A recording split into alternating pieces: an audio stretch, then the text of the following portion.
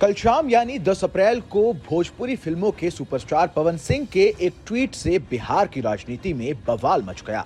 उन्होंने बुधवार को ट्वीट कर ये ऐलान कर दिया कि वो आने वाले लोकसभा चुनावों में काराकाट लोकसभा सीट से चुनाव लड़ने जा रहे हैं।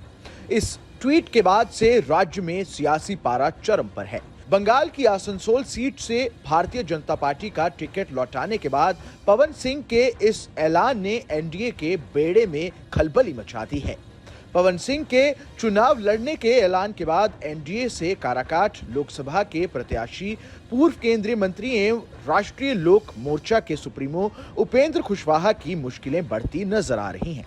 पवन सिंह की इस घोषणा के समय कुशवाहा केंद्रीय मंत्री अमित शाह के साथ गया में मंच पर थे।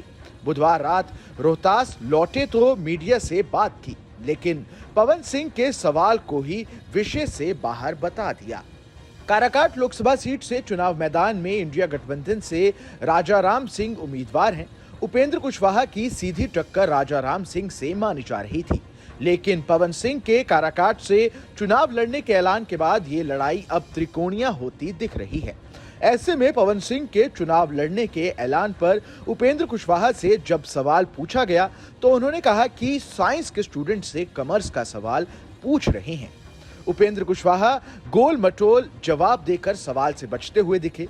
जितनी बार भी ये सवाल पूछा गया एक ही जवाब दिया, लेकिन भले ही उपेंद्र कुशवाहा इस सवाल पर गोलमोल जवाब देकर बच रहे हों, लेकिन राजनीति के जानकारों का मानना है कि काराकाट लोकसभा से अभिनेता पवन सिंह यदि निर्दलीय चुनाव लड़ते हैं तो इसका सबसे बड़ा नुकसान उपेंद्र कुशवाहा को ही होने वाला है। आपको बता दें कि बुधवार को चुनाव लड़ने का ऐलान करते हुए पवन सिंह ने ट्वीट कर लिखा कि माता गुरुरता भूमेरु अर्थात माता इस भूमि से कहीं अधिक भारी होती हैं और मैंने अपनी मां से वादा किया था कि इस बार चुनाव लड़ूंगा।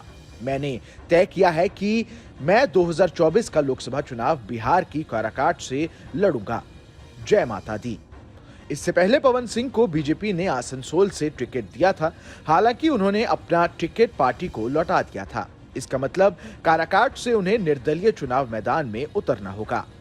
आपको बता दें कि बीजेपी बिहार में जेडीयू, चिराग पासवान की एलजेपी, जीतनराम मांझी की एचएएम और उपेंद्र कुशवाहा की पार्टी राष्ट्रीय लोक मोर्चा के साथ मिलकर चुनाव लड़ रही है। ऐसे में पवन सिंह का मैदान में उतरना एनडीए के लिए बड़ी मुसीबत साबित हो सकता है। इस खबर में बस इतना ही।